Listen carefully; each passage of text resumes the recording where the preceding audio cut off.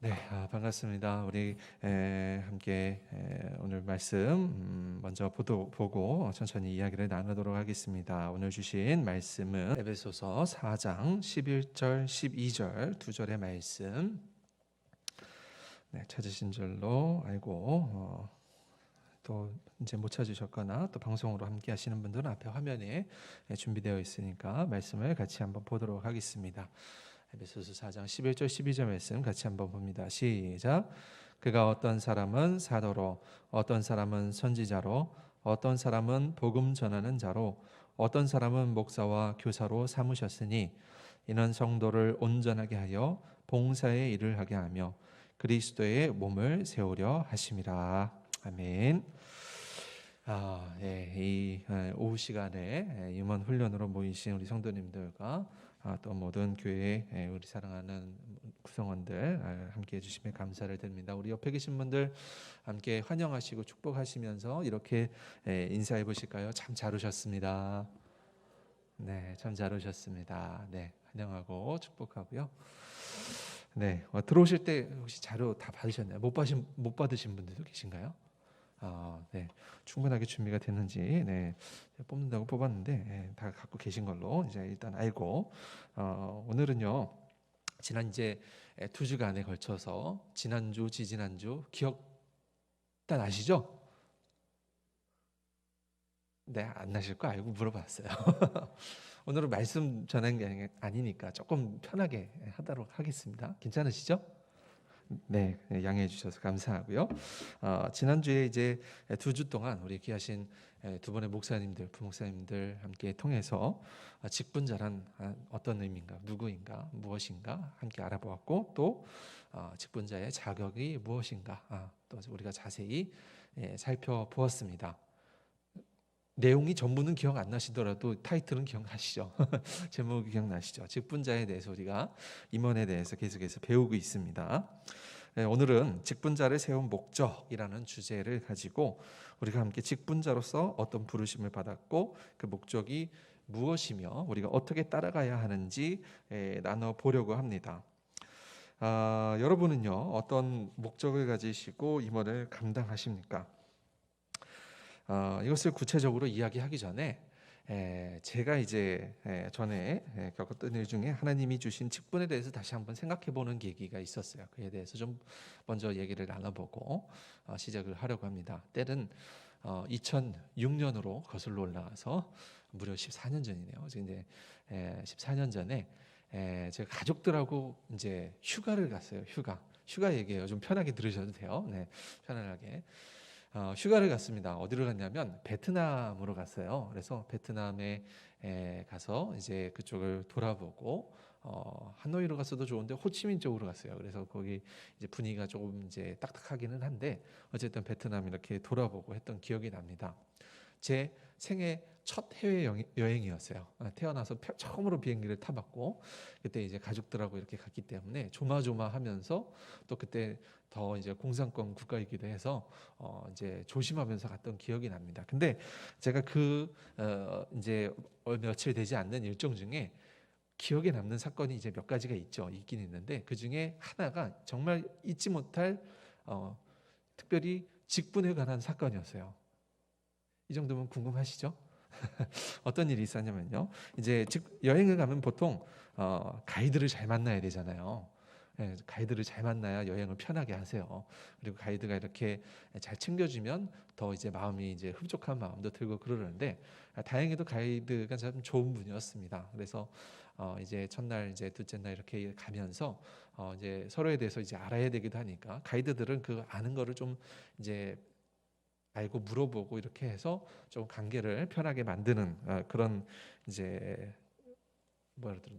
그 태도를 이렇게 취합니다. 그래서 뭐 하시냐고, 뭐 어떤 가족이시냐고, 뭐 이렇게 물어보기도 하고, 몇 분이 오셨냐고 물어보기도 하고, 어느 지역에서 오셨는지, 뭐 고향을 이제 따지죠. 뭐 우리는 다 이제 대한민국이다, 뭐 그런 얘기부터 시작을 해서 한국 국민이다 시작을 해서 여러 가지 이야기를 하다가.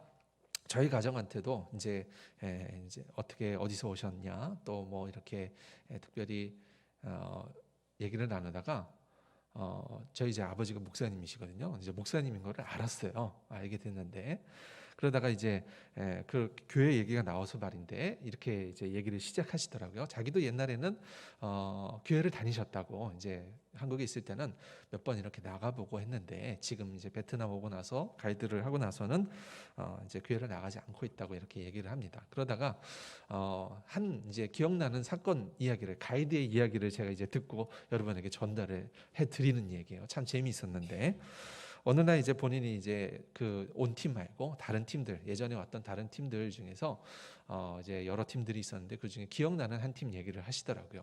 어떤 팀이냐면 참 친해 보이는 이제 아주머니들 여러분이 이렇게 여러 명이 오셔가지고 뭐 지금처럼 이제 얘기한 것처럼 어디서 오셨냐, 뭐 어떤 관계로 오셨냐, 여기 분들은 아주머니들 이렇게 오셨는데 계모임으로 오셨나 봐요. 뭐 이런 얘기도 하시고 그러는데 하셨는데 아니라고, 저희는 교회에서 이렇게 모여가지고 집사님들이 이렇게 모여서 왔다라고 이야기를 하시더라는 거예요.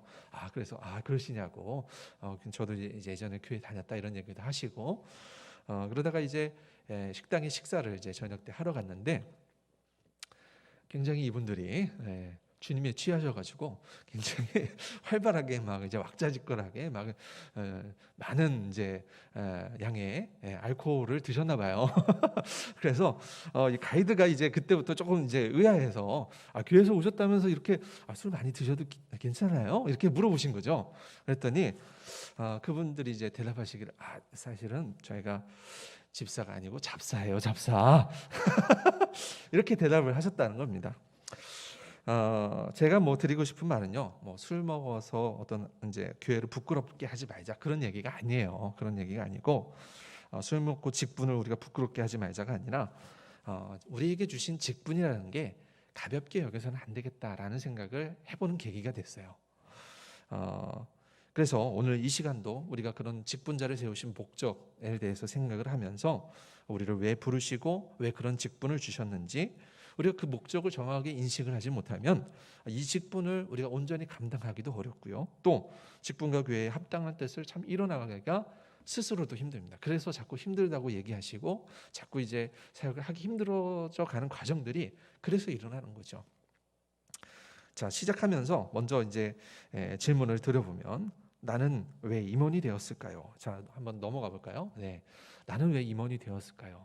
여러분은 왜 임원이 또 여러분을 왜 뭐 꼭 임원뿐만이 아니라 여러분을 왜 주님의 자녀로 부르셨는지 한번 생각해 보시기 바랍니다. 네, 속으로만 대답하시는 거예요. 네, 속으로 대답하시면서 오늘 말씀 통해서 이 원리에 대해서 우리가 함께 알아보고 예수님의 특별히 그 말씀들이나 이런 사건들을 통해서 구체적으로 살펴보려고 합니다. 덧붙여서 오늘 이제 이 임원 훈련 자료 이제 잘 보시면, 유심히 잘 보시면 퀴즈가 4개가 나와요. 네, 퀴즈가 4개 나오는데 이거 다 맞추셔야 집에 보내드릴 겁니다. 근데 잘 보시면 답이 보이실 거예요. 네, 그리고 제가 알게 모르게 힌트도 다 넣어놨어요. 네, 그래서 또 잘 맞추신 분께는 아주 쉽게 그냥 제가 이지선다형 1번 아니면 2번, 2번 아니면 1번 이렇게 넣어놨으니까 그냥 눈 감고 찍어도 50%를 맞추실 수 있습니다. 네네. 어쨌든 유튜브로 이제 하시는 분들도 여기 앞에 나오는 화면을 통해서 보시고 질문이나 이런 게 다 나올 거거든요. 보시고 그에 대해서 이제 댓글로 답을 맞추시면은 참 좋을 것 같고요. 그렇게 하신 분들께는 다 맞추시고 열심히 참여하신 분들께는 아주 특별한 선물을 제가 준비했습니다. 요거까지 얘기해야 하실 거 아니에요, 그렇죠? 네. 먼저 이제 하나님께서 직분자를 세우신 목적 우리가 알아보면 첫 번째 넘어가 볼까요? 첫 번째로 하나님이 직분자를 세우신 첫 번째 목적은 무엇이냐? 직분자에게 무엇 하시기 위함일까요? 이제 빈칸에 1번 이제 드렸는데 위임하시기 위함입니다. 에베소서 4장 11절 말씀 잘 보이시지 않을 수도 있는데 뭐 이유인물을 통해서 보셔도 좋고 오늘 본문이기도 하고요. 또 앞에 나오는 화면을 통해서도 보여집니다. 함께 읽어보도록 하겠습니다. 시작. 그가 어떤 사람은 사도로, 어떤 사람은 선지자로, 교사로 삼으셨으니. 아멘. 네, 질문 바로 그냥 드려볼게요. 뭐 설명하지 않고. 자, 에베소서 4장 11절을 통해서 알 수 있는 직분자를 세우는 방법이 무엇일까요? 자, 1번 잘 들어보세요. 다양한 사람이 다양한 교회의 기능을 맡는 것이다. 2번 한 사람이 교회의 모든 역할을 해야 내가 편할 것이다. 대답 안 하셔도 표시만 하셔도 되는데 대답해 주셔서 감사합니다. 네, 열심히 대답해 주셔서 감사한데 혹시 2번이라고 생각하시는 분 계신가요? 네, 유인물을 보시면 제가 아주 힌트를 친절하게 좀 더 앞으로 나와 보이는 게 답일 것 같죠? 왠지. 네. 그리고 심지어 답이 아닌 것 같은 거에는 마침표도 안 찍었어요, 제가 일부러. 네.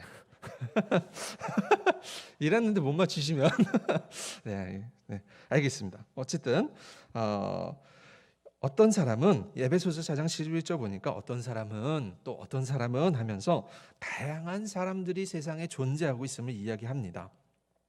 그들은 모두 같은 사람이 아니고요, 같은 성격이나 같은 재능, 주님께서 주신 재능이 다 같다고 하면 한 직업만 있어야 되잖아요. 근데 그런 게 아니라 다 다른 재능을 갖고 있고 다 다른 성격도 갖고 있고, 그렇기 때문에 어떻게 세웠냐? 어떤 사람은 사도로, 어떤 사람은 선지자로, 어떤 사람은 복음 전하는 전도자로, 어떤 사람은 목사, 어떤 사람은 교사로, 이런 다양한 역할들을 맡기는 것이 직분을 주는 목적이라는 거예요.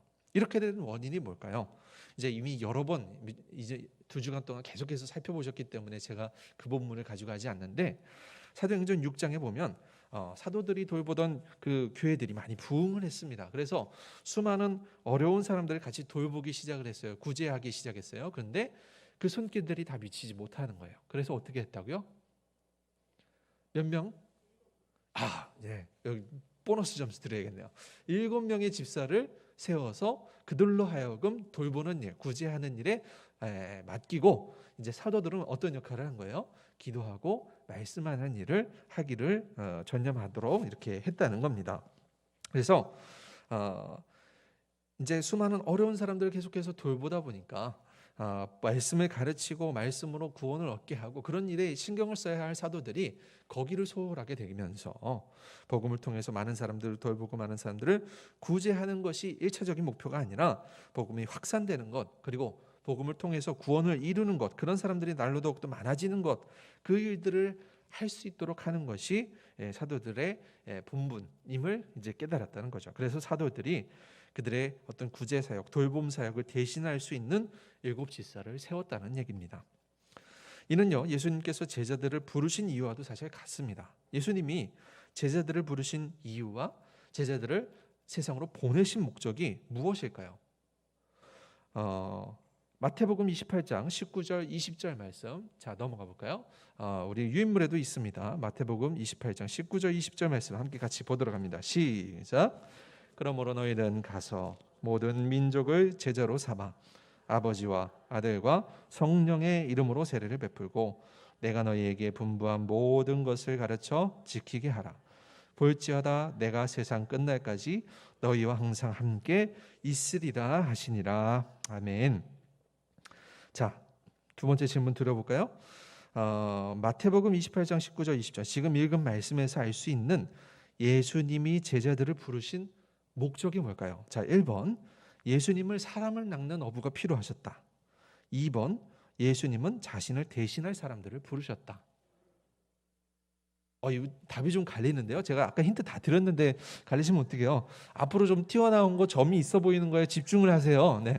자, 1번 예수님은 사람을 낚는 어부가 되었다. 뒤로 들어가 있고 점이 없어요. 자, 2번 예수님은 자신을 대신할 사람들을 부르셨다. 앞으로 나와 있고 점이 있어요. 뭘까요? 네, 2번입니다. 어떻게 이렇게 잘하세요? 참 대단하십니다.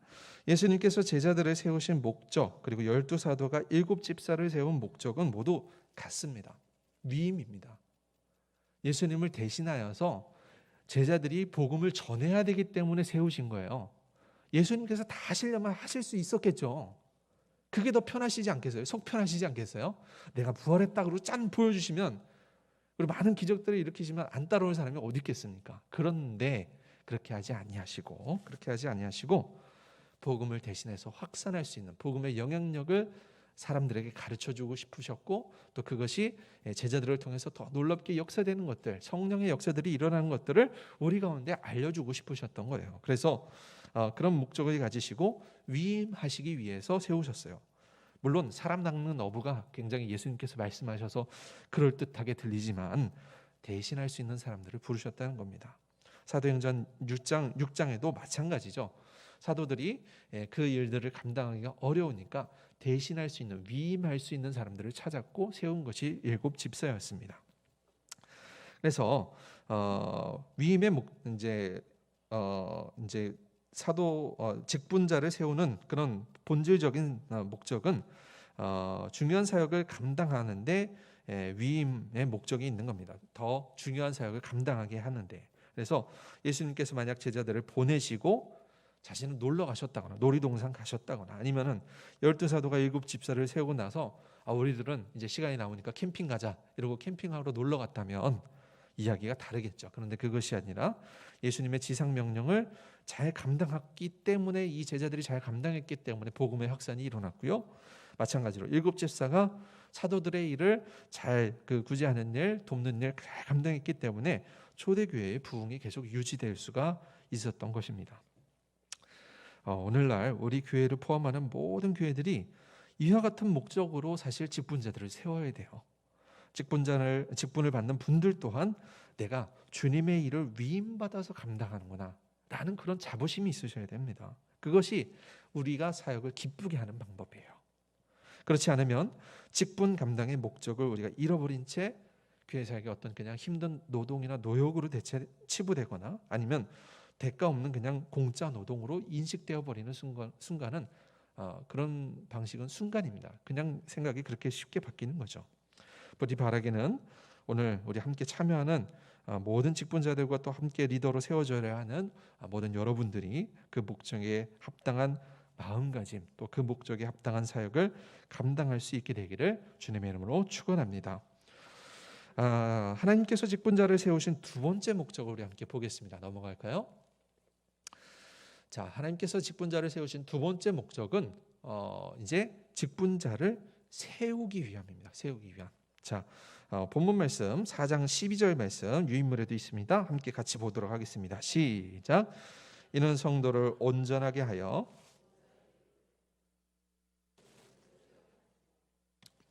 아멘. 네, 이번에도 바로 그냥 질문 드려보겠습니다. 이 말씀을 통해서 바울이 세우고자 했던 것은 1번 교회의 건물을 세우고자 했다. 2번 성도의 삶을 온전하게 세우고자 했다. 이번 건 좀 쉬우시죠, 그렇죠? 네, 여지없이 힌트는 들어가 있습니다. 네, 사도 바울이 세우고자 했던 게 말씀에 잘 드러나고 있어요. 성도를 온전하게 하고 봉사일을 하고 제일 중요한 거 그리스도의 몸을 세우고자 했다는 거예요. 이렇게 다 잘 맞추시는 우등생들만 있는 거 보니까 우리 교회의 미래가 참 밝습니다. 감사합니다. 바울은 다양한 사람들을 다양한 은사대로 그들을 세워서 위임하게 하였는데 그렇게 직분자들을 세운 목적은 말씀에 나온 것처럼 성도를 온전하게 하기 위함이었습니다. 그래서 사도행전 6장에서도 7집사가 세워짐을 통해서 어떤 결과가 있었을까요? 한번 넘겨주세요. 자, 잘 안 보이긴 하는데 사도행전 6장 7절 말씀인데 제가 크게 읽어드릴게요. 그냥 따라서 보시면 될 것 같습니다. 하나님의 말씀이 점점 왕성하여 예루살렘에 있는 제자의 수가 더 심히 많아지고 허다한 제사장의 무리도 이 도에 복종하니라. 아멘. 7집사들이 맡겨진 직분을 잘 감당하고 또 이에 따라서 사도들이 기도와 말씀에 전념하게 되면서 무슨 일이 일어났느냐? 하나님의 말씀이 왕성해졌고 또 허다한 사람들이 그 말씀의 도에 복종하기 시작했습니다. 그래서 말씀이 왕성해지고 그 말씀에 복종하기, 순종하기 시작한다는 것은 말씀으로 인해서 온전하게 되었다는 오늘 본문의 말씀과도 같은 거예요. 그 말씀을 듣고 그 말씀대로 행하고 그 말씀에 순종하다 보니까 말씀이 우리를 온전하게 하고 말씀이 우리를 봉사하게 하고 말씀을 통해서 그리스도의 몸, 교회의 공동체, 이 에클레시아가 온전히 세워지는 역사가 일어났다고 성경은 이야기합니다. 그렇다면 예수님은 제자들을 어떻게 세우셨을까요? 제가 기억나는 말씀 중에 이 말씀이 참 와닿았어요. 특별히 연말 되면 저희가 많이 듣는 얘기가 있는데 이 말씀을 함께 떠올리게 하셔서 이 말씀으로 여러분들을 함께 위로하고 또 예수님의 마음으로 함께 권면하고자 합니다. 요한복음 21장 17절 말씀, 요한복음 21장 17절 말씀 같이 한번 읽어보도록 하겠습니다. 시작. 세 번째 이르시되 요한의 아들 시몬아 내가 나를 사랑하느냐 하시니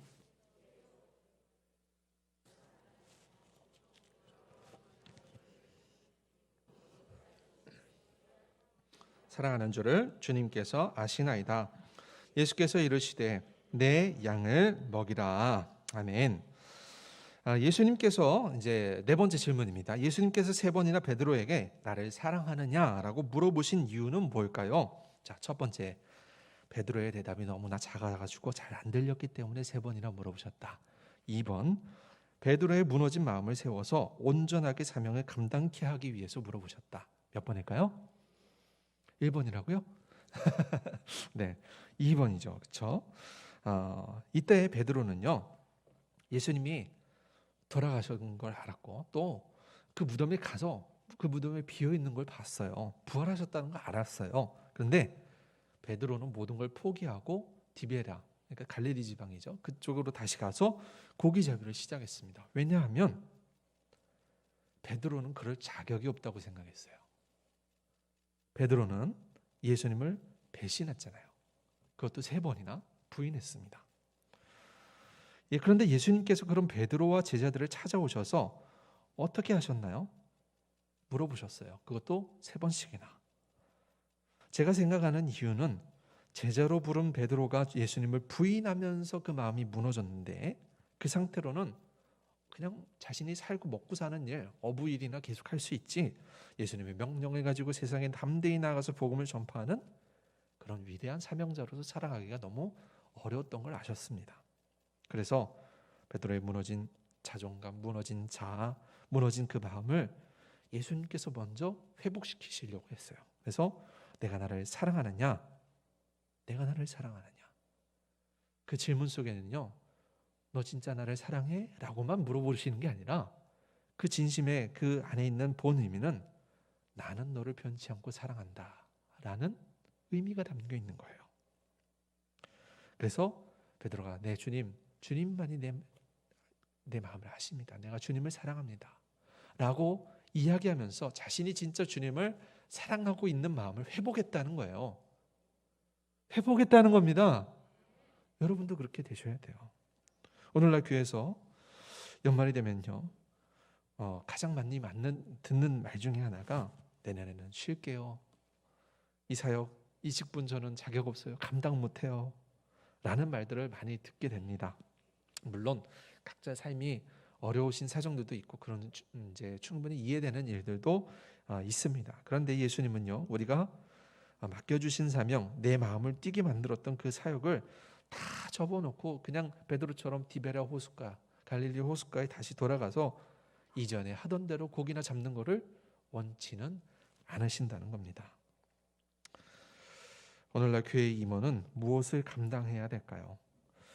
많은 교인들이 교회에 다니지만 모든 사람들이 다 직분자로 역할을 감당하거나 부름 받았다고 생각하지는 않습니다. 그래서 교회를 열심히 다니는 것을 귀찮아하는 사람들이 굉장히 많아졌어요.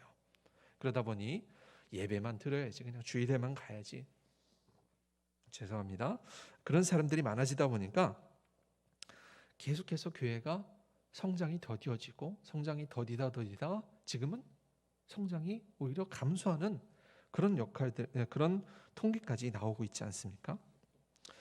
임원은 무엇을 감당해야 될까요? 우리가 어떤 리더십을 가지고 우리가 감당해야 될까요?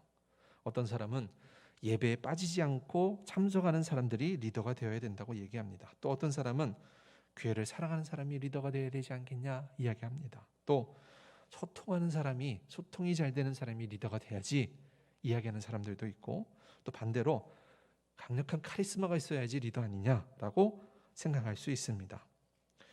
아니면 모두를 아우를 수 있는 사람이 되어야 된다. 아니면 모든 것보다도 자발적으로 하고 싶은 사람이 해야지 라고 이야기하는 분들도 있을 것입니다. 이렇게 다양한 기준을 두고 많은 성도님들이 생각할 겁니다. 아니야, 나는 자격이 없어. 그럴지도 모릅니다. 그렇다면 자격 없는 사람들, 우리들을 모아놓고 교회의 임원은 과연 어떤 사람들이 되어야 되는 걸까요? 저는 오늘 이 직분자를 세우신 목적, 위임과 또 세움에 예수님이 생각하신 그 목적을 생각을 하면서 위임과 세움이 되려면 반드시 필요한 게 있다고 생각을 했습니다. 그게 뭐냐면 희생과 헌신이에요. 여러분, 직분자로 부름 받으시고 나서 어떤 사역을, 교회 사역을, 어떤 교회 사명을 감당하실 때 희생하지 않고 헌신하지 않고 그 일이 잘 되어 가기를 바란다는 것은 참 어려운 일 같습니다. 진짜 희생과 헌신은 무엇일까요? 교회 일을 노역처럼 하시는 사람, 노역처럼 하는 사람들이 있습니다. 그런 사람들에게는 교회 일에 기쁨이 없죠. 수동적인 자세로 일하기가 너무나 쉽습니다. 또 어떤 사람들은 반면에 자원하여서 하는 사람들이 있습니다.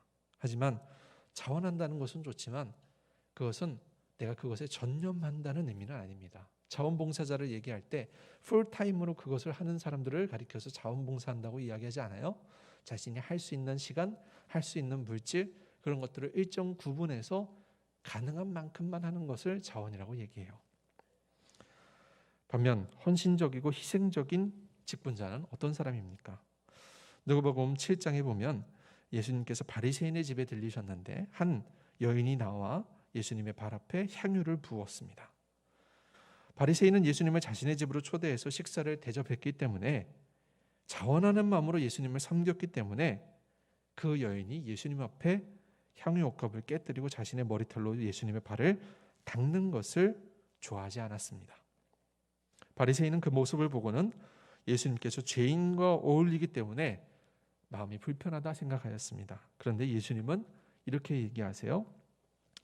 내가 내 집에 가는 중 들어올 때 너는 내게 발 씻을 물도 주지 아니하였으되 이 여자는 눈물로 내 발을 적시고 그 머리털로 닦았으며 너는 내게 입 맞추지 아니하였으되 그는 내가 들어올 때로부터 내 발에 입 맞추기를 그치지 아니하였으며 너는 내 머리에 감람유도 붓지 아니하였으되 그는 향유를 내 발에 부었느니라.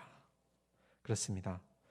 자원하는 마음을 갖고 있었던 바리새인, 그리고 시몬을 향한 그런 마음, 자원과 헌신의 차이가 무엇인지를 분명히 예수님은 밝히고 계신데, 자원은 내가 있는 것 중에서 식사를 대접해도 되고 초대해서 이야기를 해도 되고 자신의 시간을 할애할 수 있지만, 이 죄 많은 여인이 주님께 드린 것은 자신의 눈물, 또 그 발에 입맞춤, 또 향유를 부어 자신이 가진 모든 것을 다해 주님을 섬기는 그런 모습이었다는 겁니다. 바리새인과 죄지은 여인 중에 누가 헌신된 사람입니까? 누가 희생하고 있는 사람입니까? 교회 일을 헌신적으로 하는 사람, 희생적으로 하는 사람은 누구입니까? 주님 앞에 나오기를 즐겨하는 사람입니다. 교회를 위해서 헌신하는 것을, 주를 위해 헌신하는 것을 기뻐하는 사람을 가리켜서 헌신자, 또 우리가 나아가야 할 직분자의 모습이다, 저는 이렇게 생각을 합니다. 마지막으로 교회 일을 희생하면서 감당하는 사람도 있습니다. 희생은 무엇입니까? 내가 그렇게 대우받거나 내가 그런 일을 감당해야 할 이유가 없음에도 불구하고 나의 어떤 이익을 포기하면서까지, 명예를 버리면서까지, 재산을 포기하면서도 목숨까지도 버려가면서 심지어 받지 않아도 될 모욕과 또는 비난과 멸시를 받아서라도 그 일을 감당하는 것이 바로 희생에 하는 자의 자세입니다. 우리는 이 중에서 어떤 자의 직분자의 모습을 고려해 보아야 될까요? 분명 노역자는 아닐 것입니다. 억지로 일하는 리더를 원하는 사람은 없습니다. 그렇다면 자원하는 사람입니까? 물론 자원하는 사람이 하기 싫어하는 사람들에 비해서는 대안이라고 이야기할 수는 있을지 모르겠습니다. 그런데 자원하는 리더도 우리가 찾는 사람일 수 있을지는 몰라도 교회에 진짜 필요한 사람은 아닙니다. 결론적으로 우리 교회에 필요한 직분자는 헌신과 희생을 할 수 있어야 됩니다. 희생과 헌신을 애초에 잘하는 사람은 없습니다. 그럼에도 불구하고 우리가 직분자로서 희생과 헌신이 필요한 이유는 예수님께서 우리에게 그렇게 하셨기 때문에, 우리가 그걸 닮아가야 하기 때문에 그렇습니다. 예수님께서 우리를 위해서 노역하시지 않으셨습니다. 우리를 위해서 자원봉사하지 않으셨습니다. 우리를 위해서 헌신하셨고 희생하셨습니다. 예수 그리스도의 십자가를 우리가 기억하고 그 십자가가 희생이고 그 십자가가 헌신이라는 것을 깨닫는다면 우리 또한 그렇게 그 길을 따라가야 하는 것이 우리를 세우시고 우리에게 위임하신 주님의 목적이자 주님의 뜻을 이루는 온전한 모습이 되는 것입니다. 사랑하는 여러분, 우리가 희생과 헌신이 불편하죠. 부담되죠. 답답합니다. 그 누구도 먼저 하는 것을 원하지 않습니다. 그런데 희생하지 않고 헌신하지 않는데 어떻게 우리 교회가 그리스도의 공동체다라고 우리가 이야기할 수 있겠습니까? 더 강력하게 얘기해보자면 희생하지 않는 교회, 헌신하지 않는 교회는 그리스도의 몸으로 그리스도의 모습으로 온전히 세워진 교회가 아니라는 것입니다. 그건 내 뜻대로 우리 뜻대로 하는 모임이에요.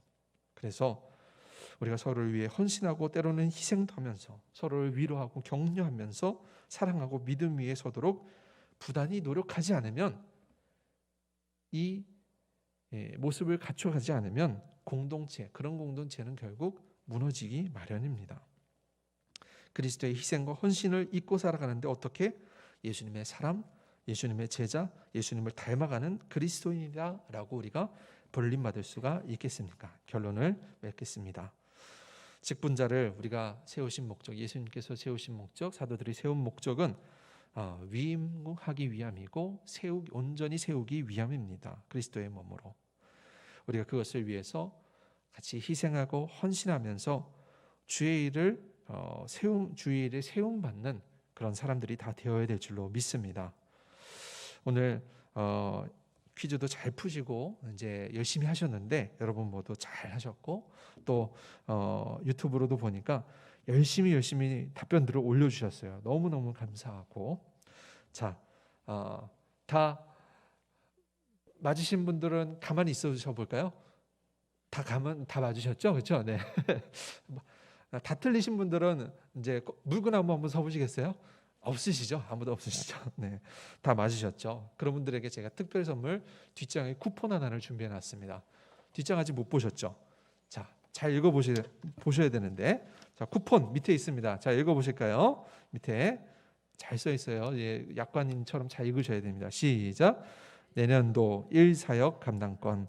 이 쿠폰을 보신 분은 2021년도 1개 이상 사역에 동참하셔야 합니다.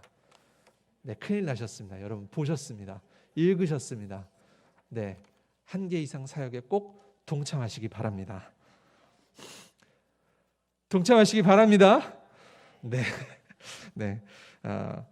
고린도전서 4장 1절 말씀으로 읽고 마치도록 하겠습니다. 제가 읽어드립니다. 사람이 마땅히 우리를 그리스도의 일꾼이요 하나님의 비밀을 맡은 자로 여길지어다. 그리고 맡은 자들에게 구할 것은 충성이니라. 따라해 보실까요? 충성이니라. 네, 오늘 직분자를 세우신 목적을 우리가 함께 배우고 생각해보고 마음에 잘 새기시고 이 쿠폰까지 얻어가셨으니까 얼마나 귀하세요. 이 쿠폰 내년도 잘 쓰셔서 좋은 사역 감당하시고 또 주님의 일을 칭찬받으면서 감당하시는 모든 여러분들 되시기를 주님의 이름으로 축원합니다. 기도하겠습니다.